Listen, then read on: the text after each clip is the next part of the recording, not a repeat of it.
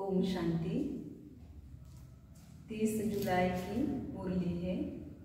महावाक्य है, मीठे बच्चे, इस पुरानी दुनिया में जिस प्रकार की आशाएं मनुष्य रखते हैं वह आशाएं तुम्हें नहीं रखनी है, क्योंकि यह दुनिया विनाश होनी है।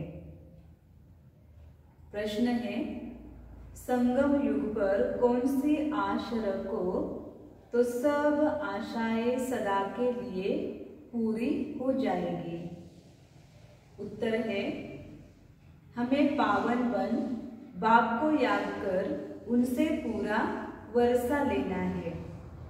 सिर्फ यही आश हो।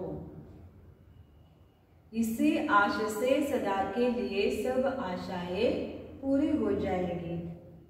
आयुष्यवान भव, पुत्रवान भव, धनवान भव, सब वरदान मिल जाएंगे। सतयुग में सब मनोकामनाएं पूरी हो जाएंगी। गीत है, तुम्ही हो माता, तुम्ही पिता हो। ओम शांति। मीठे मीठे रूहानी बच्चों अर्थात आत्माओं प्रति परमपिता परमात्मा यह समझा रहे हैं, तुम जानते हो बेहद का बाप हमको वरदान दे रहे हैं। वो लोग आशीर्वाद देते हैं, पुत्रवान भव, आयुष्यवान भव, धनवान भव। अब बाप तुमको वरदान देते हैं, आयुष्यवान भव। तुम्हारी आयु बहुत बड़ी होगी। वहाँ पुत्र भी होगा तो वह भी सुख देने वाला होगा। यहाँ जो भी बच्चे हैं दुख देने वाले हैं। सतयुग में जो बच्चे होंगे सुख देने वाले होंगे। अभी तुम बच्चे जानते हो बेहद का बाप बेहद सुख का वर्षा दे रहे हैं। बरोबर हम आयुष्यवान धनवान भी बनेंगे। अभी कोई भी कामना दिल में नहीं रखनी है। तुम्हारी सब कामनाएं सतयुग में पूरी होनी है। इस नरक में कोई भी कामना नहीं रखनी है। धन की भी कामना नहीं रखनी है। बहुत धन हो, बड़ी नौकरी मिले, यह भी जास्ती तमन्ना नहीं रखना है। पेट तो एक पाव रोटी खाता है, जास्ती लोभ में नहीं रहना है। जास्ती धन होगा तो वह खत्म हो जाना है। बच्चे जानते हैं बाबा हमको स्वर्ग का मालिक बनाते हैं। अब बाप कहते हैं दे दान तो छूटे ग्रहण। कौन सा दान दो? यह 5 विकार है। यह दान में देने हैं तो ग्रह जारी छूट जाए और तुम 16 कला संपूर्ण बन जाओ।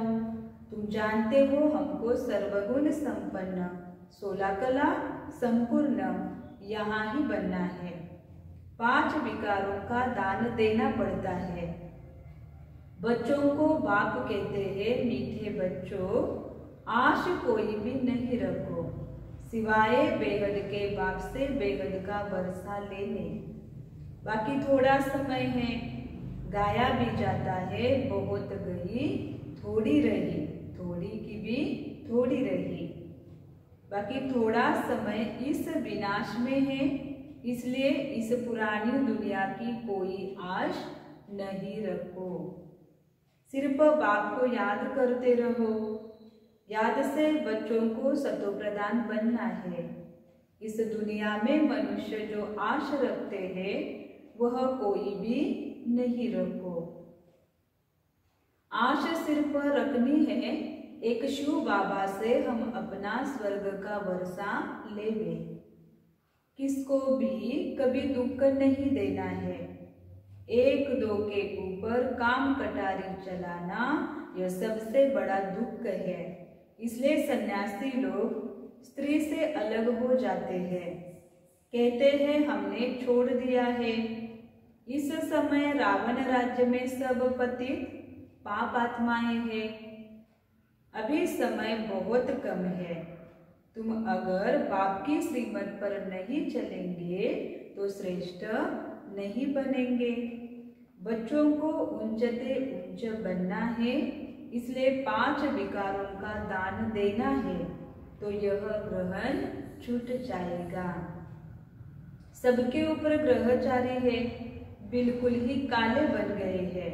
बाप कहते हैं, अगर मेरे से वर्षा लेना है तो पावन बनो। द्वापर से लेकर तुम पतित बनते बनते सतो प्रधान से तमो प्रधान बन पड़े हो। तब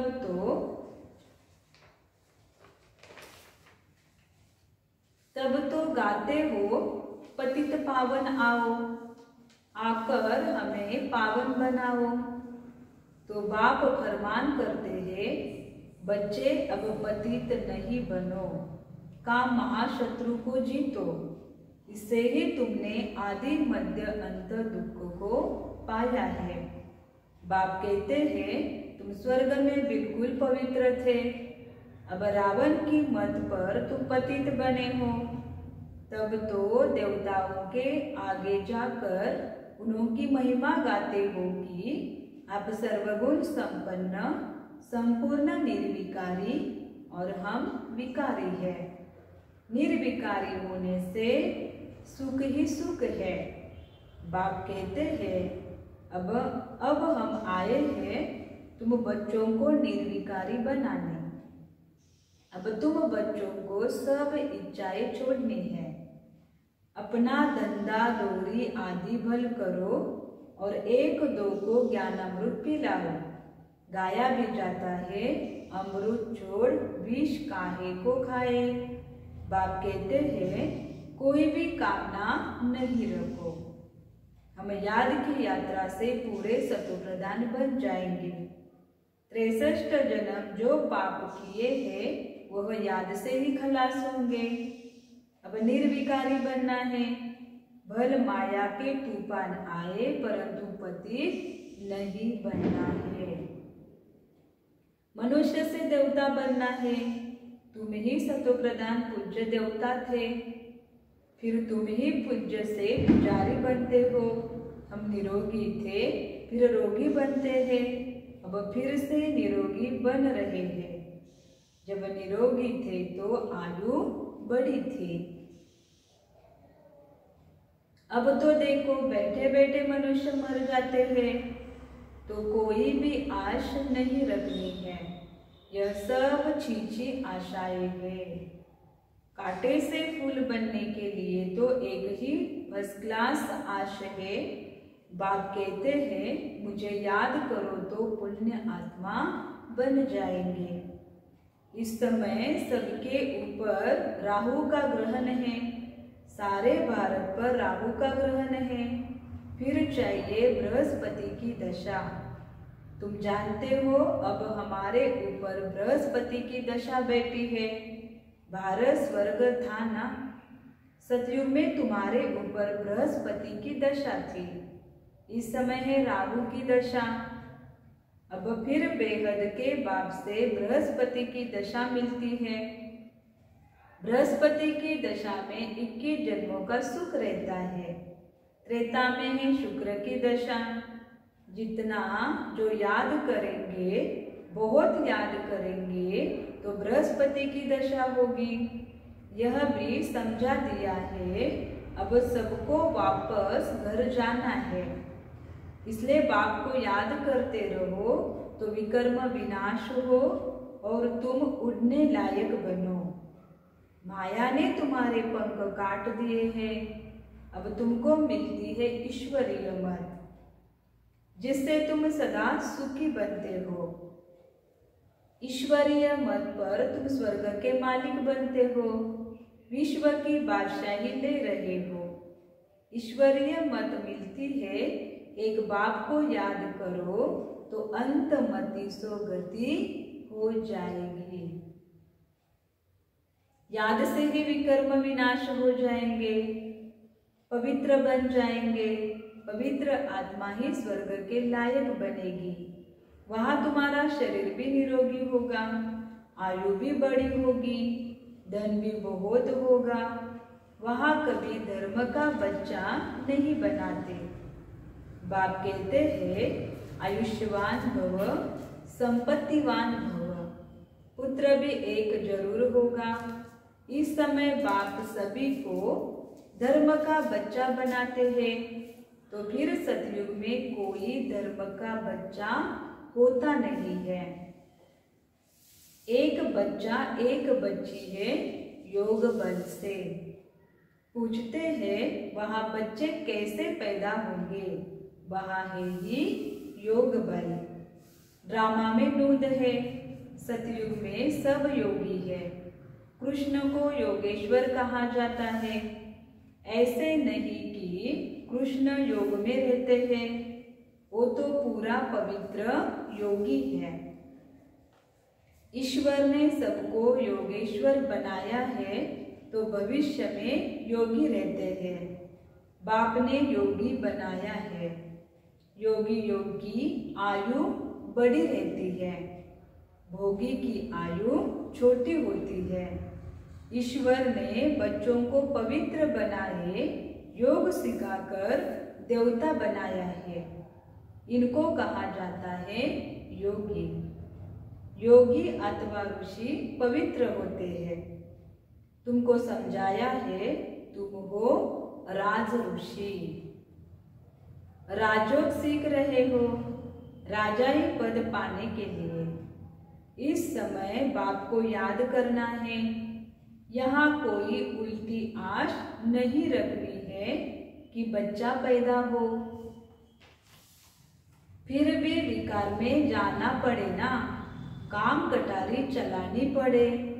देह अभिमानी काम कटारी चलाते हैं, देही अभिमानी काम कटारी नहीं चलाते हैं। बाप समझाते हैं पवित्र बनो, आत्माओं से बात करते हैं। अब यह काम कटारी नहीं चलाओ। पवित्र बनो तो तुम्हारे सब दुख दूर हो जाएंगे। तुमको स्वर्ग का मालिक बनाते हैं। बाप कितना सुख देते हैं। बाप से तो पूरा वर्षा लेना चाहिए। बाप तो गरीब निवाज है, गाया भी जाता है। सुदामा ने 2 चपटी चावल दी तो महल मिल गए। बाबा 21 जन्मों के लिए वर्षा दे देते हैं। यह भी समझते हो अब सबको वापिस जाना है। शिव बाबा की स्थापना के कार्य में जितना जो मदद करे, घर में यूनिवर्सिटी व हॉस्पिटल खोलो, बोर्ड पर लिख दो बहनों और भाइयों 21 जन्म लिए एवर हेल्दी और वेल्दी बनना है तो आकर समझो। हम 1 सेकेंड में एवर हेल्दी वेल्दी बनने का रास्ता बताते हैं। तुम सर्जन हो ना, सर्जन बोर्ड तो जरूर लगाते हैं, नहीं तो मनुष्यों को कैसे पता पड़े। तुम भी अपने घर के बाहर में बोर्ड लगा दो। कोई भी आए उसको 2 बाप का राज समझाओ। हद के बाप से हद का वर्षा लेते आए हो। बेहद का बाप कहते हैं मामेकम याद करो तो बेहद का वर्षा मिलेगा। प्रोजेक्टर प्रदर्शनी में पहले यह समझाओ, इस पुरुषार्थ से तुम यह बनेंगे।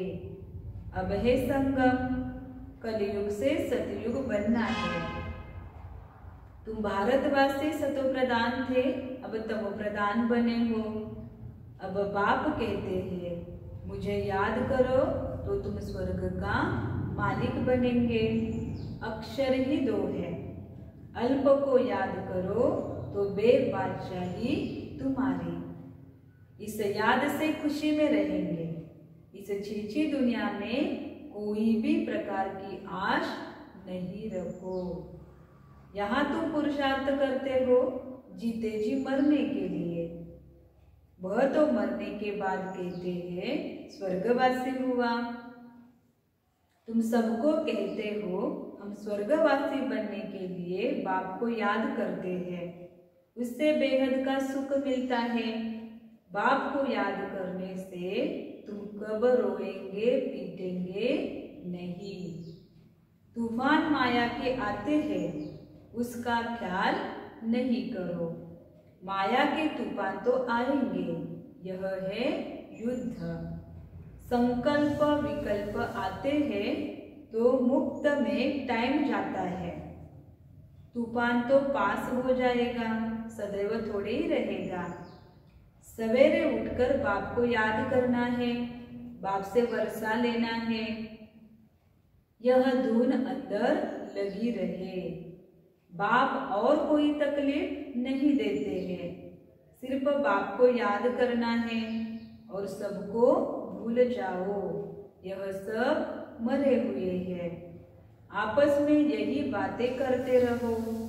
बाबा अब तो सिर्फ आपको ही याद करेंगे, आपसे ही स्वर्ग का वर्षा लेंगे। टाइम रख दो, हम 3-4 बजे जरूर उठकर बाप को याद करेंगे। चक्र भी याद रखना है। बाप ने हमें रचता और रचना की नॉलेज दी है। हम इस मनुष्य सृष्टि जाल को जानते हैं। हम 21 जन्म कैसे लेते हैं, यह बुद्धि में है। अभी फिर हम जाते हैं स्वर्ग में, फिर से आकर पार्ट पर जाएंगे। हम आत्मा हैं, आत्मा को ही राज्य मिलता है।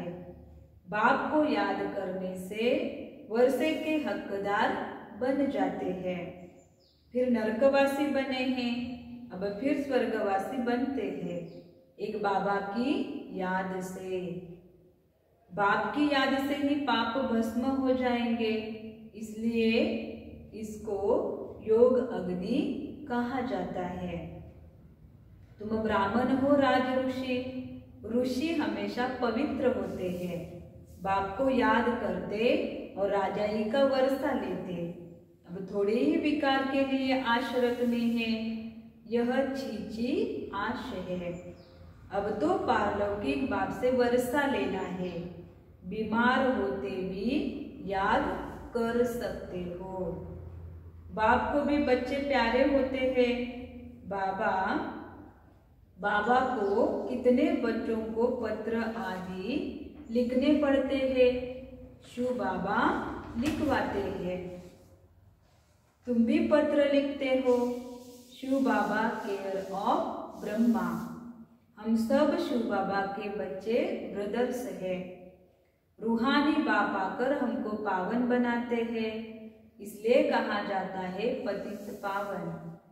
सभी आत्माओं को पावन बनाते हैं, कोई को भी छोड़ता नहीं हो। प्रकृति भी पावन बनती है। तुम जानते हो सतयुग में प्रकृति भी पावन रहेगी। अभी शरीर भी पतित है, तब तो गंगा में शरीर धोने जाते हैं, लेकिन आत्मा तो पावन होती नहीं है। वह तो होगी योग अग्नि से। अच्छा, मीठे मीठे सिकिले बच्चों प्रति माता पिता बाप दादा का याद प्यार और गुड मॉर्निंग। रूहानी बाप की रूहानी बच्चों को नमस्ते।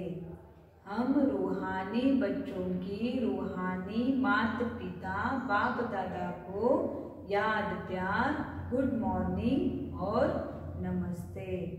वाह बाबा वाह, शुक्रिया बाबा शुक्रिया। धारणा के लिए मुख्य सार पहली पॉइंट है, इस कलियुगी दुनिया में कोई भी उल्टी आश नहीं रखनी है। संपूर्ण सतोप्रधान बनने के लिए ईश्वरीय मत पर चलना है। दूसरी पॉइंट है, पावन बनकर वापस घर जाना है, यही एक आश रखनी है। अंत मते सो गति, माया के तूफानों में समय नहीं गवाना है। आज का वरदान, निरंतर बाप के साथ की अनुभूति द्वारा हर सेकंड हर संकल्प में सहयोगी बनने वाले सहज योगी भव। निरंतर बाप के साथ की अनुभूति द्वारा हर सेकेंड हर संकल्प में सहयोगी बनने वाले सहज योगी भव। विश्लेषण है, जैसे शरीर और आत्मा का जब तक पार्ट है तब तक अलग नहीं हो पाती है, ऐसे बाप की याद बुद्धि से अलग न हो, सदा बाप का साथ हो, दूसरी कोई भी स्मृति अपने तरफ आकर्षित न करे। इसको ही सहज और स्वतः ही योगी कहा जाता है। ऐसा योगी हर सेकेंड, हर संकल्प, हर वचन, हर कर्म में सहयोगी होता है। सहयोगी अर्थात जिसका एक संकल्प भी सहयोग के बिना न हो। ऐसे योगी और सहयोगी शक्तिशाली बन जाते हैं।